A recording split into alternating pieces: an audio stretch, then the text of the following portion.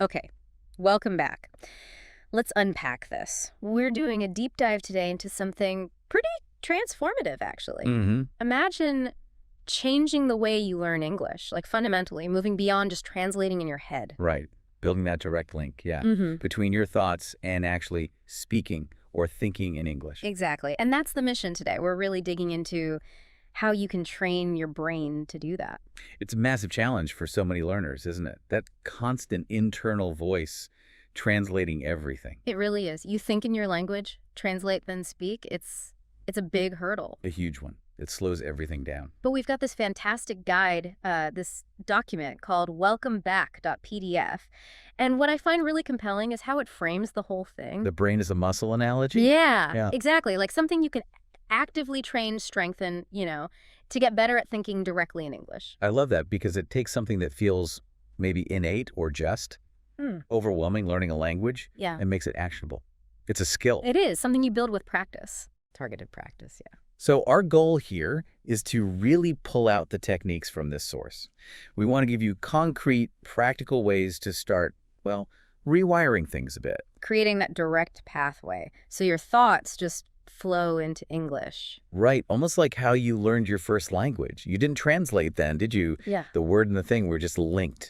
Direct connection. So this deep dive is really focused on the how.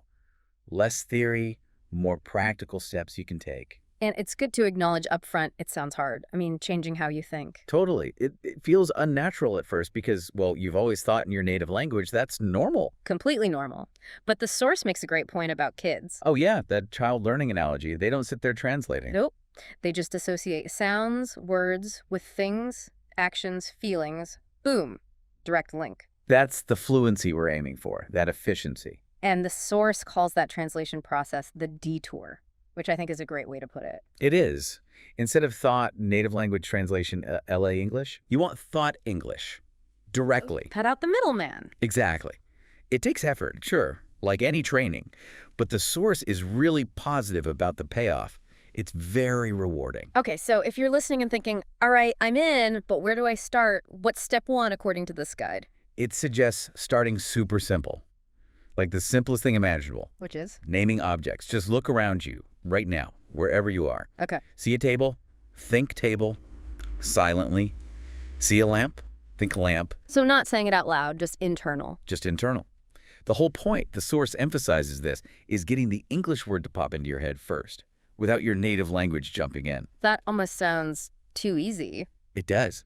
But think about the power of doing that consistently. All day long, every object you notice, window, phone, book. Just that constant low-level reinforcement. Exactly. It starts building that direct pathway, associating the object visually with the English sound in your mind. Okay, simple but powerful. What's the next level up from just naming things? Describing actions. What you're doing, again, internally. So connecting language to movement and activity. Precisely. As you go about your day, just narrate. Simple phrases. I am walking. I am opening the door. The guide has examples like, I am brushing my teeth. Yeah. Or, I am boiling water. Now I'm adding tea leaves. Simple, everyday stuff. I am putting on my shirt. Now I'm wearing my shoes. And the idea is the more you do this mental narration, The more automatic those phrases become linked to the actions, your brain starts just thinking the English description when you do the action. No translation needed for those specific things. that makes sense. Build it up action by action. The source also suggests focusing this practice on a routine, like your morning. Yeah, that's a great practical tip. Pick a sequence you do every day. Your morning routine is perfect. And just mentally walk through it in English. Exactly. So you wake up. And think, I wake up. I open my eyes. I stretch. I sit up. I get out of bed. I walk to the bathroom. I wash my face. I brush my teeth. Right. Repeating that mental sequence every single morning really wires those phrases to those actions. It carves out a little part of your day where English is the automatic thought language for those specific tasks. So we've got objects, we've got actions, the external world, kind of. But what about inside our heads, the thinking itself, that inner voice? Ah, yes, the inner dialogue. This is where the source says it gets maybe a bit more challenging, but also incredibly powerful. Because that voice, that stream of consciousness, it's almost certainly chattering away in your native language right now. Almost guaranteed. And the guide suggests actively training that voice to start speaking English. Wow. Okay. How do you even begin to nudge that internal monologue in a different direction? Start small. Yeah. The source suggests treating it like a quiet chat with yourself when you're walking alone or just sitting for a minute. Ask yourself simple questions in English. Yeah, like, what should I have for lunch today? Yeah. And then answer yourself again in English. Yeah. Maybe I'll make some soup, or I could order pizza. Or thinking about your day, what do I need to do next? Okay, I need to send that email. Exactly, those kinds of small internal Q&As. They're like mini workouts for your inner English voice. Builds confidence, builds fluency in just formulating simple thoughts directly. You're thinking in English, not just about English. That makes sense. Start with those little internal conversations. Then the source talks about something more structured, setting aside specific time. Yes, the English-only thinking time challenge.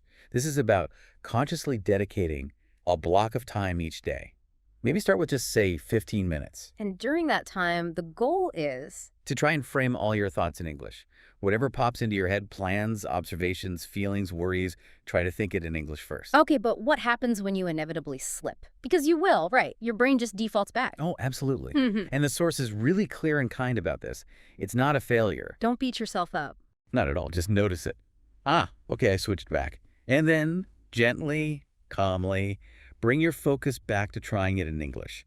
The real work is in that noticing and redirecting. Not an instant perfection. Exactly. And then you gradually increase the time. Maybe 15 minutes becomes 30, then an hour, then maybe longer stretches. The ultimate aim being that English becomes the go-to language for more and more of your internal processing. Yeah, it's definitely a long game. A marathon, as you said earlier, not a sprint. Which logically brings us to vocabulary. You can't think in English if you don't have the words, right? Precisely. Vocabulary is the absolute bedrock, the building blocks of thought. And the source makes a key point here. It's not just about memorizing lists of words. No, not at all. It's about using them actively, spontaneously, in your thoughts. So learn a few new words, maybe. But then what? Immediately start making sentences with them in your mind. The guide uses the example of learning the word delicious. Okay. Don't just know what it means. Think, this apple is delicious, or I had a really delicious meal last night. And repeat that thought a few times. Yeah, mentally repeat it. Yeah. Connect the word to the feeling, the context, the meaning. That's how you internalize it, like a native speaker does. Yeah. It becomes part of your active thinking toolkit, not just passive knowledge. The source also suggests organizing your vocabulary practice by categories. How does that help with thinking? Well, it connects words in meaningful groups, reflecting how we often access language in real life. So learn words for, say, furniture. Chair, table, sofa, bed. Right. Then mentally list them. Then try making simple sentences. The chair is comfortable. I need a new lamp. Or the fruit example from the source. Apples, bananas, oranges. Yeah. Mentally make a shopping list. I need apples and bananas. Then sentences. I love eating apples. Grapes are my favorite fruit.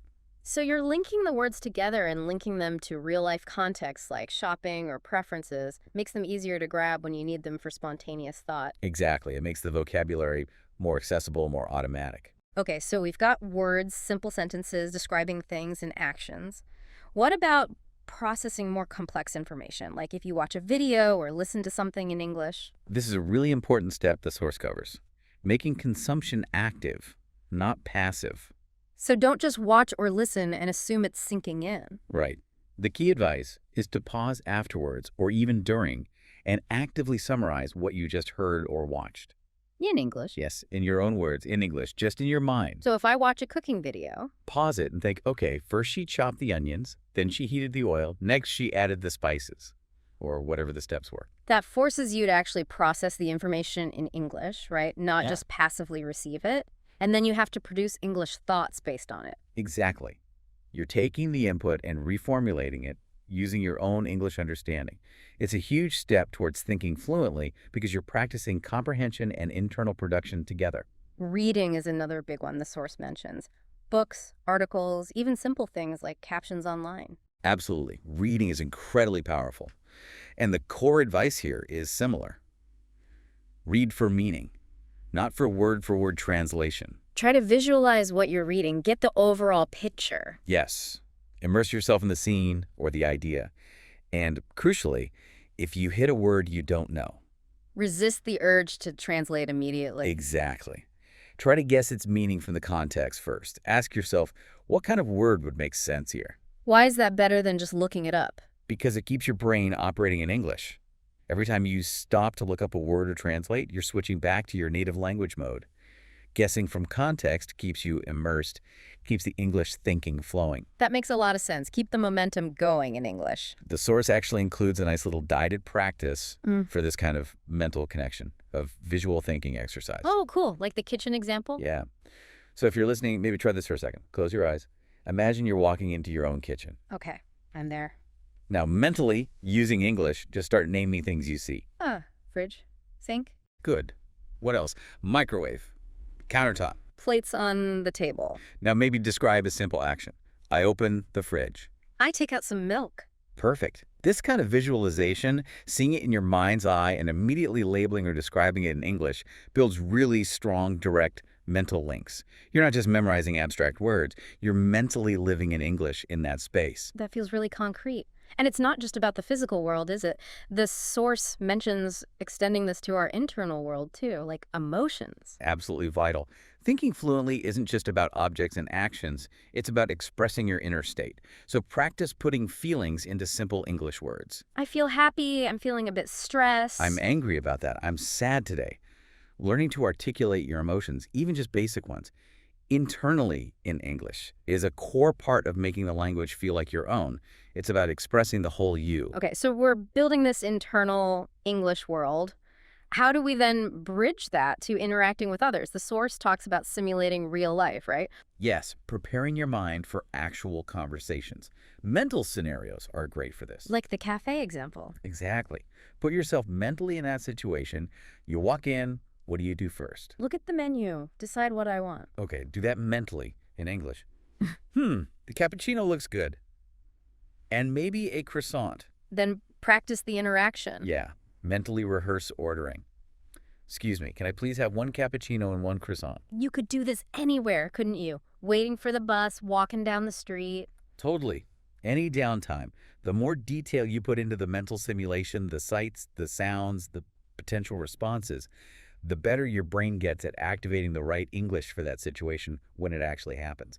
It's like pre-paving the neural pathways. Building conversational muscle memory. That's a great way to put it. And it works for all sorts of common situations. The source uses the supermarket as another example. Right. Walking down the aisles, thinking in English. Narrate your shopping trip internally. Okay, first I need rice. Where's the rice aisle?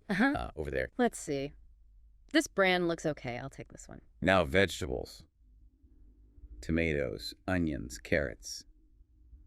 This constant self-talk keeps your mind actively engaged in English during routine activities. Over time, English starts to feel like the natural language for that specific task. And the idea is to carry this over into actual interactions with people. Definitely. The source suggests using this internal English thinking before, during, and after conversations. Okay, so before a conversation. Think about what you might want to say, how you could start. Maybe anticipate some questions. Just get your mind into English mode regarding the topic. And during the conversation. Try your best to stay in English mode. Think in English as you listen and formulate your responses. Don't mentally translate everything back and forth if you can help it. And then afterwards, this is interesting. Reflect on it in English. Yeah. Think, how did that go? Did I express myself clearly? Was there anything I didn't understand? What could I have said differently? So you're using the real conversation as learning material for your internal English practice. Exactly. Your brain learns directly from the experience, reinforcing what worked and identifying areas to improve next time. Every conversation becomes a practice session. The guide gives another specific scenario to practice mentally. Shopping for a gift. Yeah, walk through the whole thought process. Okay, need a present. Friend's birthday tomorrow. What should I get him? He likes reading. Maybe a book? Hmm? Or you mentioned needing a new shirt. He likes blue. Yeah, maybe a blue shirt. Okay, where can I find a nice one? I could try them all. I'll check out those 3 stores. If I don't find anything good, I'll just get a gift card. So you're practicing decision-making, planning, problem-solving, all using English in your head. It's a fantastic mental workout. The more you practice these kinds of internal planning scenarios, the more automatic it becomes to use English for those higher-level thinking tasks. What about actual speaking practice? The source mentions mirror talk. Yes, talking to yourself in the mirror. It sounds a bit weird, maybe. A little. But it's surprisingly effective. The guide says start simple. Like just saying hello. Yeah. Hi. how's it going? And then answer yourself. Pretty good. Busy day today. Talk about what you did. I went to work, had a meeting, cooked dinner. Exactly. Start with simple recounts. Then, as you get more comfortable, you can talk about opinions, feelings, plans in more detail. And the benefit is? It builds confidence. You get used to hearing yourself speak English, you can pay attention to your mouth movements, your pronunciation, and crucially, there's zero pressure because nobody else is listening. It helps bridge the gap between internal thought and external speech. Okay, moving on to reinforcing all this learning. The source talks about reflection, particularly reviewing your day. Yes, this is a really powerful habit. At the end of the day, maybe before sleep, take a 4 moments to think back on what happened. And the key is to do this review in English. Absolutely. Mentally recount the main events. Okay, woke up late today. Oops. Rushed to work. Had that movie with the boss. It went okay, actually. After work, I stopped at the shop, bought groceries, came home, made pasta, watched a bit of TV. Now I'm tired. Exactly like that. You're connecting your real-life experiences directly to English descriptions, which is a very strong way to reinforce the language and practice recall. The guide provides a slightly more detailed example of this daily review too, doesn't it? It does, sort of painting a picture of a hypothetical day. Let's try that. Okay, so today, I woke up at 7, felt pretty good, brushed my teeth, took a shower. I wore my favorite blue shirt and jeans, had eggs and toast for breakfast. Then I caught the bus to work, listened to that English podcast on the way. At work, I answered a bunch of emails, had lunch with Sarah from accounting. After work, I walked home because the weather was nice, watched an episode of that show in English. Now I'm ready for bed. Doing that kind of recap nightly really helps your brain get used to summarizing and structuring your day's events using English. It becomes more automatic. Journaling is another tool the source suggests for this kind of reflection. Yeah, writing your thoughts down in English.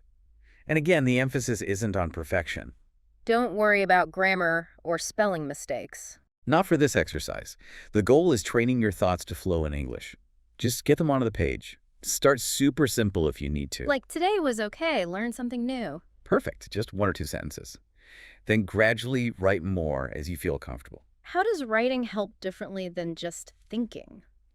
It slows down the thinking process, makes it more deliberate. You can see the English words, which reinforces them visually. And reading it back later can be really motivating to see your progress. What about recalling past events, like telling stories to yourself? Another great technique mentioned, pick a happy memory, maybe a trip or a fun event, and try to recount it internally in English. The source had an example about a trip, right? Yeah, something like, last year I went to the mountains with my family. The weather was cold but sunny. We built a fire and cooked noodles outside. We laughed a lot. It was a really great trip. So you're practicing narrative structure, sequencing events, and linking descriptions and feelings to past experiences, all in English. Exactly. It helps your brain handle stories and real-life events fluently. Okay, let's shift to some more active, almost game-like training techniques the source suggests. Yeah, these are fun ways to keep your brain sharp. The category game is a good one. How does that work again? Pick a category, say, clothes, then as quickly as you can, mentally list items in that category in English. Shirt, pants, socks, jacket, hat, shoes. Right. And then maybe push it a bit further. Make a quick sentence for a few of them. I need new socks. This jacket is warm. Or another category like kitchen items. Spoon, fork, knife, plate, bowl, cup. I eat soup with a spoon. Be careful, the knife is sharp. So it's rapid recall plus immediate application in a simple context. Exactly. Connects the word, the meaning, and the usage all at once. Great little mental drill. Music is another area the source touches on, if you enjoy English music. Don't just listen or sing along passively. Pay attention to the lyrics. And the key step is? Try to explain the meaning of a line or the whole song in your own words internally in English. So if a song says, I miss you every day, you might think, okay, this song is about someone feeling lonely. They're thinking about a person they love who isn't there. They feel sad because they're separated. So you're processing the emotional content, the deeper meaning, not just the surface words. Yes. It helps you connect with English on an emotional level, not just a logical one, which is a big part of natural, fluent thinking. Then there's shadowing. The source calls this a powerful technique. It really is, especially for pronunciation and fluency. Explain shadowing again. What exactly do you do? You listen to a short phrase or sentence of spoken English from a video, podcast, anything, and you immediately repeat it aloud, trying to copy the speaker's exact pronunciation, rhythm, and intonation. Almost talking right on top of them. Or immediately after. Yeah, or pause and repeat immediately. The source example. Here, I'm going to the store. Then say aloud, I'm going to the store, mimicking the sound. Then try saying it again without listening from memory. What's the main benefit of doing that? It trains your brain and your mouth to work together in real time, producing English sounds naturally and quickly. It gets you used to the flow of spoken English in a very direct way. Great for bridging thought and speech. Okay, practical question. What happens when you're trying to think in English, maybe describing something or having an internal conversation, and you just blank on a word? You know the concept, but the English word won't come. That happens all the time, even to native speakers. The crucial advice from the source is, don't immediately give up and switch to your native language to find the word. So what should you do? Try to explain or describe the word using other English words that you do know. Circumlocution, My basically. source used broom as an example. Right, if you forget broom. And you think, that's that thing. You use it to clean the floor. It's long, has a handle, Yeah. and stiff hairs at the bottom. Ah, so you talk around the word. Exactly. It keeps your thought process flowing entirely in English. You don't break the immersion. And honestly, being able to describe a concept when you don't know the exact word is a really valuable communication skill in itself. It shows higher level thinking. That's a great tip. Keep the English engine running. Another real-time practice mention is describing scenes around you. Yeah, like the park example. You're just sitting there observing. Start simple again. There's a dog.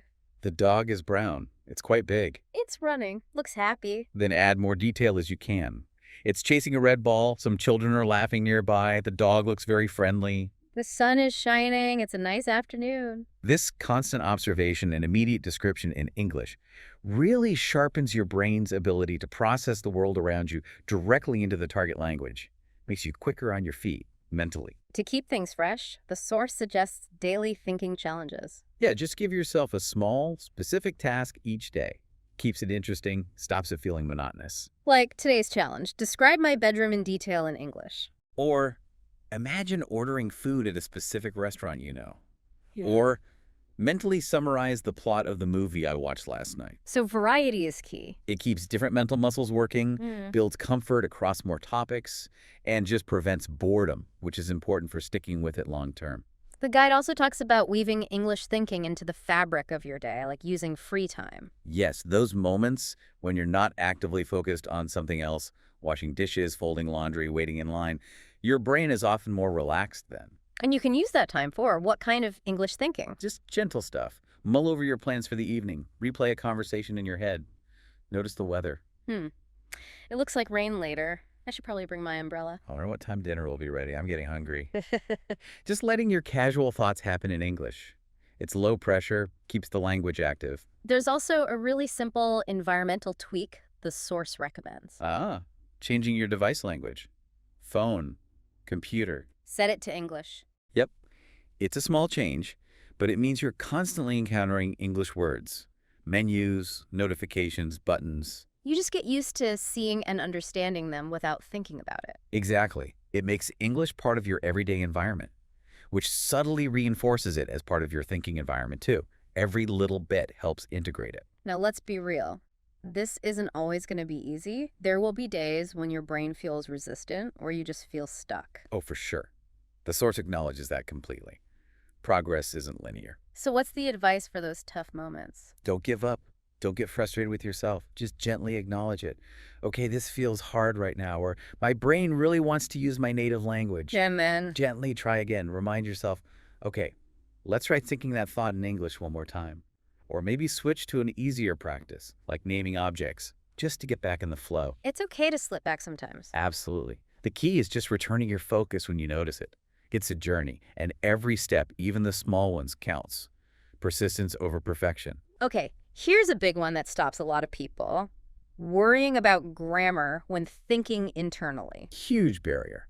And the source has really important advice here. Which is? When you are thinking to yourself, practicing this internal English monologue, do not worry about perfect grammar. Really? Let it go. Let it go, especially initially. The main goal is fluency of thought. Getting the ideas flowing in English, focusing too much on getting every sentence grammatically perfect in your head will just block that flow. So if you think something like, he go market yesterday. For internal thought practice, the source says that's okay. Don't stop and mentally correct yourself constantly. Just let the thought happen in English. Won't that reinforce bad habits? The idea is that your brain will naturally absorb correct patterns over time from all the input you get reading, listening. The internal practice is more about building the habit of thinking directly in English. Keep the channel open. Accuracy improves with overall exposure and practice. Don't let the perfect be the enemy of the good, especially in your own head. Keep the flow going. That's a relief, actually. The source also suggests connecting this practice to your goals. Yeah, a really powerful habit.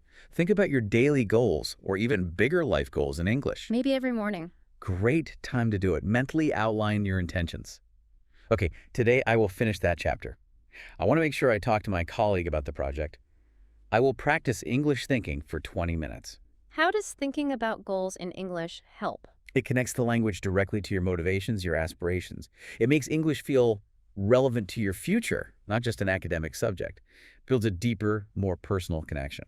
Another specific mental exercise mentioned is describing objects in more detail. Right. Pick something nearby, say your cup. Okay, got a mug here. Now, describe it mentally in English, adding details. This is my favorite mug. It's blue. It has a picture of a cat on it. It's ceramic. It feels warm because my tea is hot. I like drinking tea from this mug. Perfect. Now pick something else. Your shoes. These are my running shoes. They're mostly gray with some orange bits. They're comfortable.